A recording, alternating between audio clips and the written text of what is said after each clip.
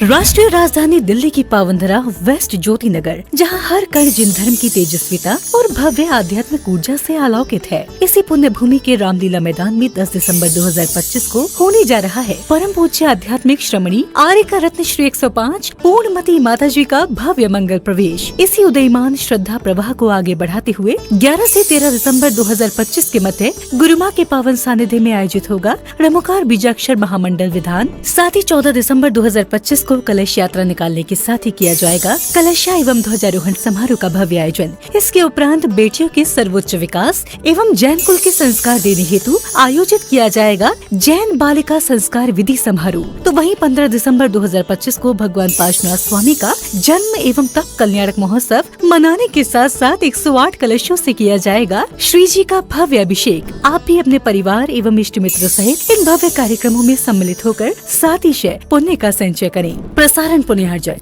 श्री पदम सिंह जैन, अंगूरी देवी जैन। निर्माण मंत्री श्री पारसनाथ दिगंबर जैन मंदिर, Bada Gaon, Uttar Pradesh. Shri Rajesh Jain, Alka Jain. Firm Shri Digambar Jain timber and plywood company. पता 1/4997 timber market, Loni road, Shahdara, Delhi.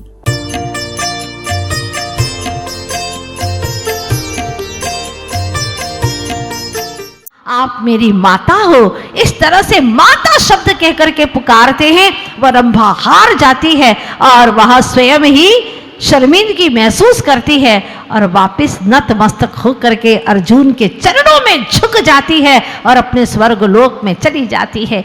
ऐसे ऐसे भी महान आत्माएं हुई हैं और यहाँ पर सड़े गले शरीर वाले 9 मल द्वार जिसके बहते हैं, जिनके कोई रूप सौंदर्य का ठिकाना नहीं हो, उसके पीछे पागल हो रहे हैं, धर्म छोड़ रहे हैं, अपने कर्म छोड़ रहे हैं, अपना वंश, अपना खानदान, अपनी लज्जा सब कुछ खूंटी पर टांग देते हैं। कहते हैं ना, कुछ लोगों ने कहा है, नींद न देखे टूटी खाट, झूठ भूख न देखे झूठो भात, प्यास न देखे धोबी घाट और कामी न देखे जात कुजात। जो कामी होता है वो जात नहीं देखता, कुजात नहीं देखता, बस उसे तो विषय भोगों से प्रयोजन है। पशुओं से भी बदतर है वहां। अरे पशु भी कभी भी अपनी जाति को खोते नहीं है। अगर श्वान है, कुत्ता है, तो वह कुतिया से ही संपर्क रखता है, गधा है तो गधी से ही रखता है। लेकिन एक मनुष्य इतना खतरनाक है, इतना निर्लज्ज है कि वह अपनी जाति को छोड़ करके, जिस जाति को उसने कर्म से प्राप्त किया है, कोई ब्राह्मण में, कोई शूद्र में, कोई क्षत्रिय में, कोई वैश्य में, कोई जैनी हुआ है, अपने कुल धर्म को छोड़ करके भी निर्लज्ज होकर के पशुओं से भी बदतर कार्य करने लग जाता है। सोचिएगा कितनी हास्यास्पद बात है। यहाँ वो समझता ही नहीं है कि मुझे क्या करने योग्य है, क्या छोड़ने योग्य है, वह नहीं मानता। बस कहता है, अरे आजकल तो चलता है। आजकल बनाया किसने? तुम्ही ने तो बनाया है। आचार्य भगवान गुरुवर श्री विद्यासागर जी महाराज मूक माटी महाकाव्य में बहुत गजब की बात लिख जाते हैं। क्या कहते हैं? प्रीत किसको कहते हैं? प्रीत का नाम क्या है? वो लिखते हैं कि प्रीत में उसे मानता हूं जो अंगातीत होता है, गीत में उसे मानता हूं जो संगातीत होता है। प्रीत और गीत किसे कहा है?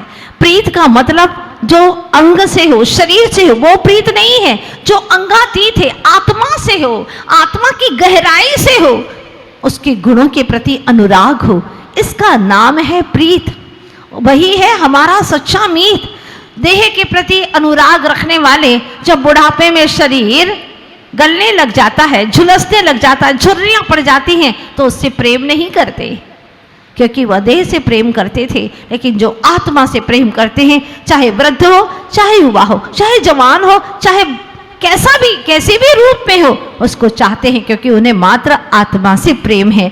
फिर आप लोग देखते हैं, समझते हैं, जानते हैं, पढ़ते हैं, एक देहानुराग होता है और एक आत्मानुराग होता है। इन दोनों में इतना अंतर है, आचार्य जी लिखते हैं, जैसा कि वासना में और वात्सल्य में अंतर होता है। देहानुराग रखने वाला वासना की ओर लुढ़कता है और जो वात्सल्य भाव रखता है वह आत्मानुराग रखता है।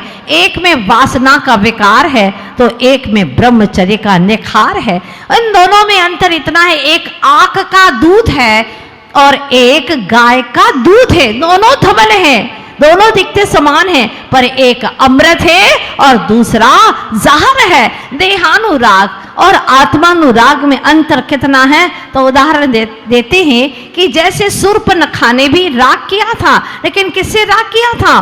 देहानुराग, शरीर से राग किया था। लेकिन सीता जी ने देहानुराग नहीं, आत्मानुराग किया था। इसलिए आज भी उनका नाम स्वर्णाक्षरों से इतिहास के पृष्ठों पर लिखा जाता है। राम ने बहुत समझाया शूर्पणखा को, हाँ, फिर भी वह लक्ष्मण के पास चली गई और वहां पर भी विषय भोगों की भीख मांगने लगी। इसीलिए आज भी लोग कहते हैं कि शूर्पणखा की नाक कट गई। कोई नाक काटी नहीं थी, महापुरुष किसी स्त्रियों की नाक नहीं काटते, लेकिन नाक कट गई ऐसा कहते हैं। जब उसकी बात नहीं मानी तो कहते हैं ना, इसकी तो नाक ही कट गई। बस ऐसे ही आज कोई भी माता पिता अपनी पुत्री का नाम इसलिए शूर्पणखा तो रखना ही नहीं चाहते, लेकिन सीता का नाम राम से भी पहले लिया जाता है। जय सिया राम कह करके पुकारते हैं। क्यों? क्योंकि जब सीता जी की अग्नि परीक्षा हुई और अग्नि परीक्षा में वो शील में खरी उतरी सीता, और जब सीता जी खरी उतरी तब आ करके कहते हैं, राम जी चलो, पटरानी पद तुम्हारा सूना पड़ा है, आओ राजमहलों में भोग करो, अपने वैभव का अनुभोग करो। तब वह कहती है, क्या सुंदर बात कहती है, स्वामी इस तन को जी भर भोग चुकी, अब ज्ञान दीप तो जलने दो, अब ज्ञान दीप तो जलने दो, पापों का घड़ा तो भर ही गया, अब आत्म धर्म अपनाने दो, दुनिया का नाटक देख चुकी, अब वैरागी बन जाने दो, अब वैरागी बन जाने दो। हे स्वामी अब मुझे मत रोको। और चल पड़ती है सीता मुक्ति के मार्ग पर, पृथ्वीमती यारिका के पास में जाकर के दीक्षित हो जाती है। आज भी अन्य कई धर्मों में भी कहते हैं कि सीता जी पृथ्वी में समा गई। समा गई का मतलब है कि पृथ्वीमती माता जी को समर्पित हो गई, उसने अपना जीवन समर्पित कर दिया। धन्य है। और वह सीता जाते जाते कह गई, मौत रे आ जाए तो भी सत्य पंथ ना छोड़ूंगी, जग से तोड़ो राग रे मन, वीत राग पथ छोड़ूंगी। जग से राग तोड़ दूंगी, लेकिन वितराग पथ को कभी भी छोड़ने वाली नहीं हूं। मैंने देख लिया है ये सारे संसार के रिश्ते नातों को, मैंने देख लिया है यहाँ कोई अपना नहीं होता। बस अब मैं तो मुक्ति के मार्ग पर चलती चली जाऊंगी। और धन्य है वहाँ सीता सारी दुनिया को शिक्षा दे करके गई कि यहाँ संसार में कोई अपना नहीं होता। जिस देह के पीछे तुम पाप कमाते हो वो देह भी राख की ढेरी हो जाएगी, उड़ जाएगी। जिसके पीछे तुम पाप करते हो और अकेला जीव उस पाप को भोगने वाला है। इसीलिए कभी पाप के इन कामों में आकर्षित मत हो जाना चेतन। आचार्य भगवान कुंद कुंद स्वामी बहुत सुंदर एक गाथा लिखते हैं और उस गाथा में आचार्य भगवान क्या क्या बात कह जाते हैं। उनका कहना यह है कि इस संसार के अंदर चाहे तुम कितने ही भोग भोग लो, अनंत काल तक भी, लेकिन तुम्हारी कभी भी तृप्ति होने वाली नहीं है।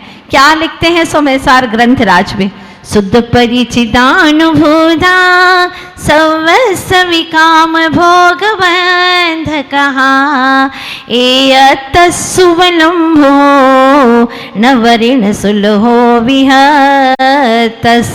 वाह, शुद्ध सुना भी है, परिचय में भी आया है। अनुभूता सर्वस्व काम भोग बंध कहा। क्या कह रहे हैं, हे संसारी जीवों, हे भव्य प्राणियों, तुमने काम भी भोगों की, ये सारी कर्मों के बंध की कथा अनंतों बार सुनी है, तुम्हारे परिचय में भी आई है, अनुभव में भी आई है। कोई नई बातें नहीं है। अनंतों बार शादी विवाह कर लिए, अनंतों बार संतानें पैदा कर ली हैं तुमने, अनंतों बार परिवार जोड़ लिया। नहीं जोड़ा तो तुमने एक भी बार सिद्धों का परिवार नहीं बनाया, उस परिवार में तुम सम्मिलित नहीं हुए चेतन। इसलिए आज तक संसार में भटक रहे हो। शुद्ध परिचिदानुभूता सर्वस्व काम भोग बंध कहा, ए तस्व लंभो नवरी न सुलहो भी है तस्सा। क्या बात कह गए कुंद कुंद स्वामी, परम बाल ब्रह्मचारी। अखंड ब्रह्मचर्य पद को पाने वाले महान पवित्र आत्मा भावलिंगी संत कहते हैं कि एक अकेले अखंड आत्म तत्व की तुझे अनुभूति हुई नहीं। जो इस तन के अंदर विराजमान है भावी परमात्मा, उसका तूने कभी भी अनुभव नहीं किया। चेतन, इस देह के कारण से विषय भोगों का तूने कितनी अनंतों अनंतों अनंतों बार अनुभव किया है, लेकिन तू कभी भी तृप्त नहीं हुआ। वो समझाते हैं कि जो शक्ति प्राणियों को, संतान को जन्म देने में तुम खर्च करते हो, काश उस शक्ति को तुम भगवान बनाने में खर्च करते तो हे आत्मन तुम अभी तक भगवान बन जाते। सारे धर्मों में इसीलिए सारभूत यह धर्म कहा है तो वह है ब्रह्मचर्य धर्म। ये मंदिर के ऊपर शिखर चढ़ाने के समान है।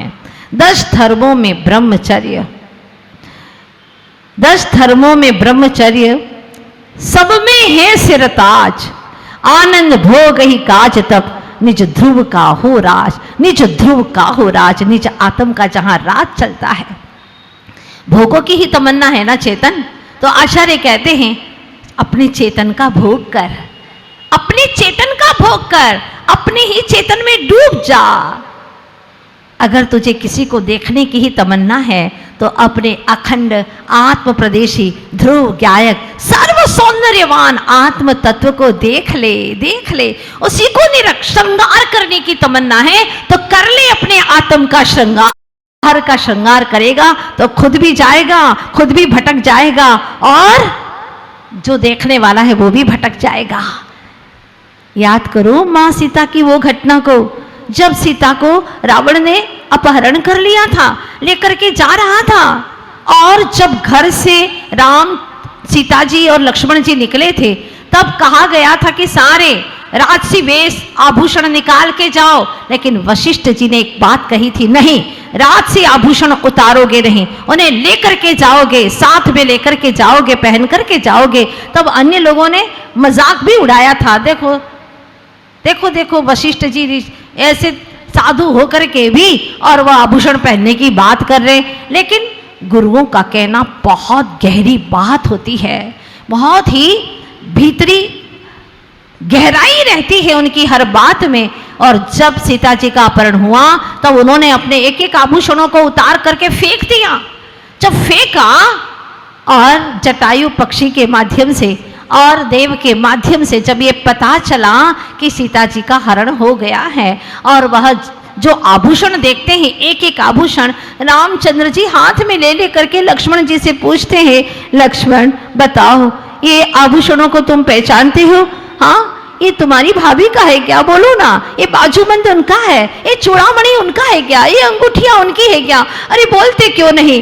तब लक्ष्मण जी कहते हैं, भैया ना हम जाना में केयुरे, ना हम जाना में कुंडले, निपुरा नेव जाना में नित्यम पादाभिवंदनाथ। भैया मैं सच बताऊं, मैं इनके एक भी आभूषणों को नहीं पहचानता हूँ। क्यों? तुम क्यों नहीं पहचानते? भैया मैंने नित्य ही भाभी के चरणों की मात्र वंदना की है, मैंने मात्र चरण देखे हैं। हाँ हाँ भैया, ये जो बिछिया है ना वो भाभी के चरणों की है, मैं बता सकता हूँ, ये निश्चित है, क्योंकि मैंने भाभी के चरणों की ही वंदना की थी। क्या आदर्श घराने होते थे, जहां देवर भाभी को मां तुल्य मानता, उनके चरणों को स्पर्श करता था। लेकिन आज तो देवर भाभियां सब खुले नाच रहे हैं एक साथ में, कोई अपने पद का महत्व जानते ही नहीं है। क्या स्थिति आ गई? और तब पता चला और वह सीता की खोज में चले गए। एक वो समय था जहां राजा नेता लोग बड़े ही आदर्श माने जाते थे। हमने सुना था छत्रपति शिवाजी के बारे में, जब आप सुनेंगे तो आपको लगेगा कि वाकई में कैसे नेता होते थे, कैसे शासक हुआ करते थे। जब छत्रपति शिवाजी के जीवन में एक प्रेरक प्रसंग आता है, उनकी सेना ने कल्याण राज्य पर जब विजय प्राप्त कर ली, और विजय के अभियान में जो कल्याण नरेश की पुत्र वधू थी, कल्याण नरेश पर विजय हासिल करके उनकी पुत्र वधू को शिवाजी के सामने ला करके खड़ा कर दिया कि देखिए हम ये सुंदरी को आपके लिए लेकर के आए हैं। सुनते ही देखते ही शिवाजी को बहुत क्रोध आया, ये क्या किया तुमने? अरे इस कुल की पुत्र वधू को हाथ लगाते तुम्हें शर्म नहीं आई? तुमने ऐसे पवित्र कुलवधू को कैसे स्पर्श कर लिया? तुम्हें शर्म भी नहीं आई? हाँ, ये मातृ शक्ति का अपमान किया है तुमने। ये मेरी बहन है और पूरे मराठवाड़े की बहन है। तुमने बहुत गलत काम किया है। जाओ, मेरे आदेश से ससम्मान उसे अपने रनवास तक पहुंचा दो। ये था शिवाजी का आदर्श। और वो कहते, जाओ बहन, मेरे रहते तुम्हारे शील पर आंच नहीं आएगी जब तक तुम्हारा भाई जीवित है। क्या बात थी, क्या आदर्श था उनका। लेकिन आज किसी का भरोसा नहीं, अपने सगे संबंधियों का भरोसा नहीं। सबके भीतर में इतनी वासनाएं जागृत हो गई हैं कि किसी के पास में अकेले बेटी रह नहीं सकती। बहुत मुश्किल हो गया है। न जाने क्या हो गया है, कितनी विषय वासनाओं ने चारों तरफ से घेर लिया है इस जीव को। और ऐसी विषय वासनाओं में घिरे जीवों को सिर्फ एक ही गति मिलती है, वह है नरक गति। इसके सिवा और कुछ नहीं। एक बार शिष्य ने गुरु से पूछा कि हे गुरुवर, मुझे कुछ ऐसी संपदा दीजिए जो कभी कोई इसको चोरी न कर सके, कोई इसको छीन न सके। तो गुरु ने आशीर्वाद देते हुए कहा, वत्स, एक ही संपदा ऐसी है जो कभी किसी के द्वारा छीनी नहीं जा सकती, लूटी नहीं जा सकती है, वह है शील संपदा। शील की संपदा अद्भुत संपदा है, जिसका ब्रह्मचर्य अखंड है। वह अपने जीवन में कई चमत्कार कर लेता है।